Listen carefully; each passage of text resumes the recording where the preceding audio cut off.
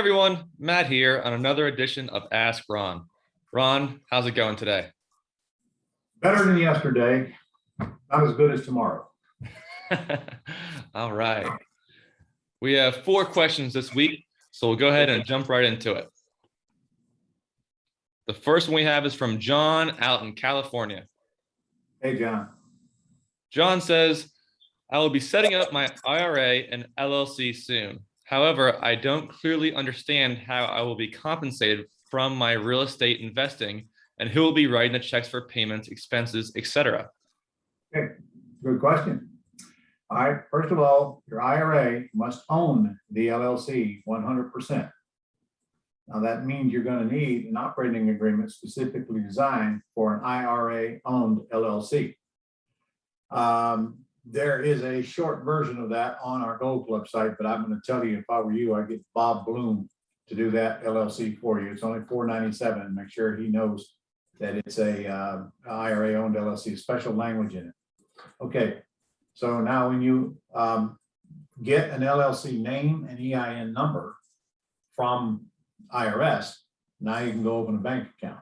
Now you don't need the operating agreement to be complete to get the EIN number, but you do need a name that is not already taken, so they can check that for you real quick.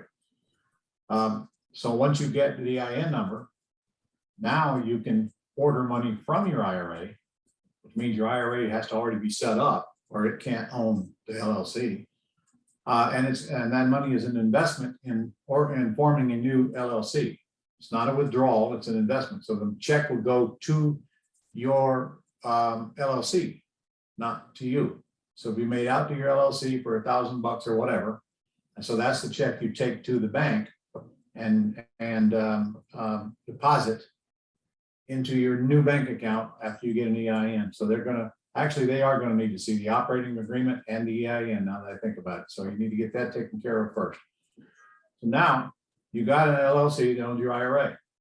From that day forward, that LLC is the one that makes the offers and does all of the business necessary to buy a house.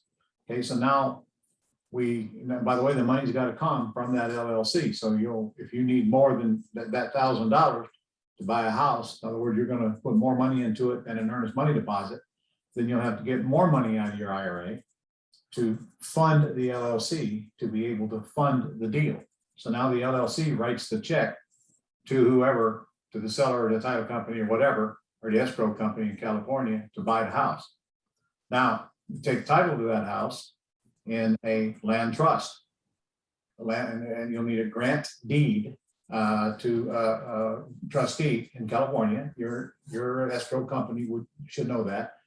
However, the beneficial interest of that grant deed is the LLC, not the IRA, it's the LLC, which is owned 100% by the IRA.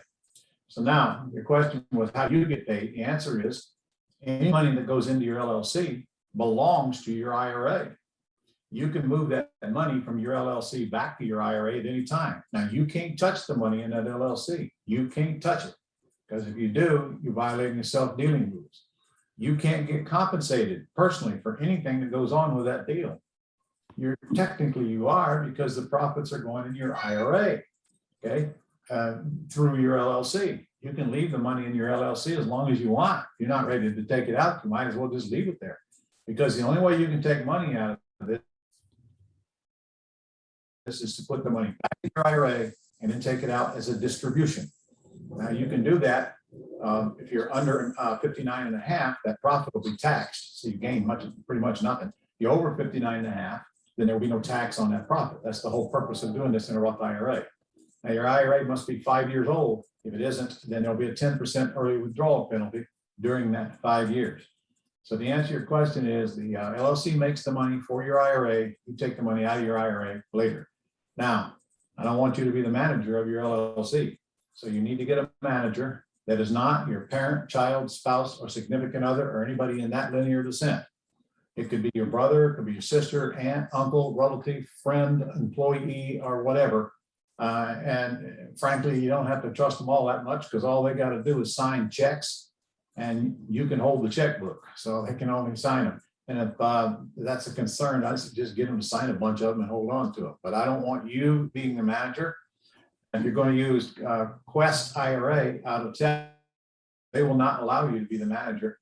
Technically, you can legally, but if you write one check out of that LLC to yourself or to any of your in linear descent or any entity you own, you're violating the self-dealing rules. So it's such a big temptation, they won't even allow you to do it. And I'm glad they have that policy. Get somebody else to be the manager. All they do is sign checks. That's all they do. Remember, if your house is in a trust, the trustee signs that deed, not the manager of your LLC. So anyway, that's a explanation of it step by step. I hope that was of value. And if not, there's a lesson on the Gold Club pertaining to this. And of course, you could always get to the boot camp. That's right. Where we go over it again. All right. The next question we have is from Wendell in Texas.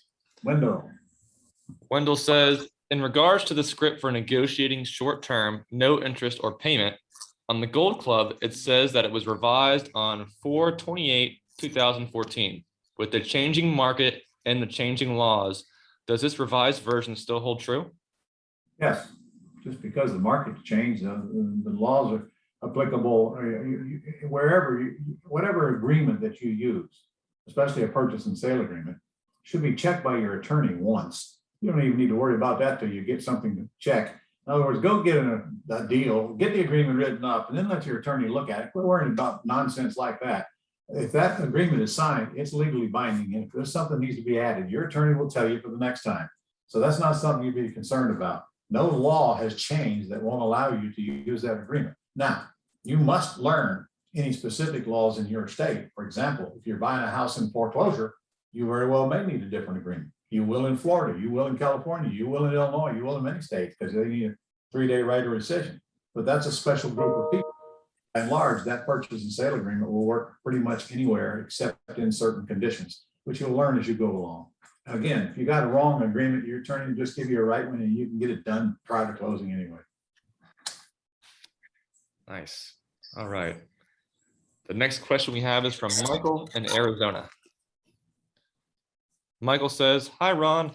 I recently watched your video on the frequently asked questions in regards to the term business and was wondering if you ever partnered with a credit repair person to help them, or will that not make sense because you want to keep that golden goose?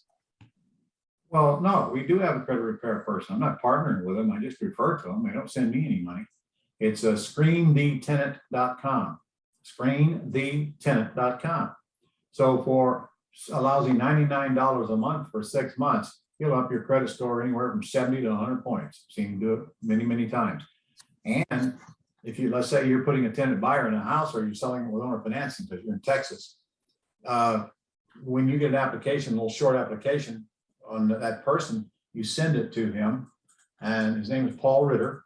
Send it to them, and he will take that application and produce several reports for you, which include a background search. He will check their credit, and he will do a debt to income ratio, and he'll do a Megan's Law search for you. All of this for a lousy $50, and then get you back the results within 24 to 48 hours and let you know what you're dealing with. So he not only re-screens our tenant buyers, he also helps them clean their credit. You're right. I don't send them to him to get their credit cleaned up because I honestly don't care whether they do or not.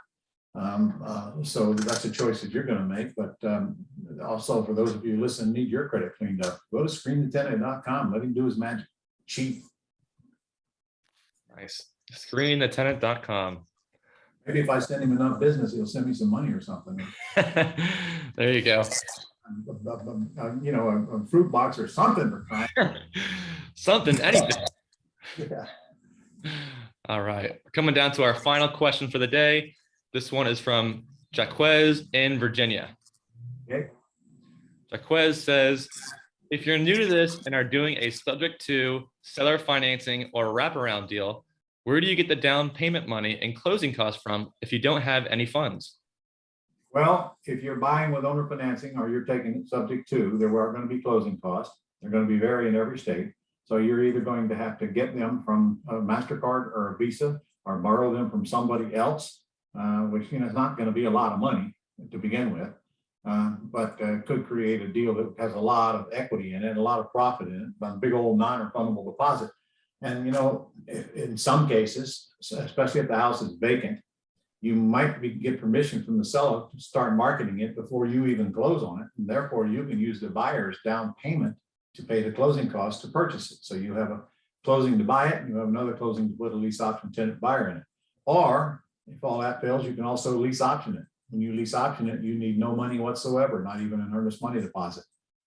Except, you know, seller might want a month's rent or something, but that's easy to negotiate away because I don't even give them any rent till 2 to 3 months after I take possession of the property. But that's very small money. You get the deal, you won't have any trouble getting that kind of money.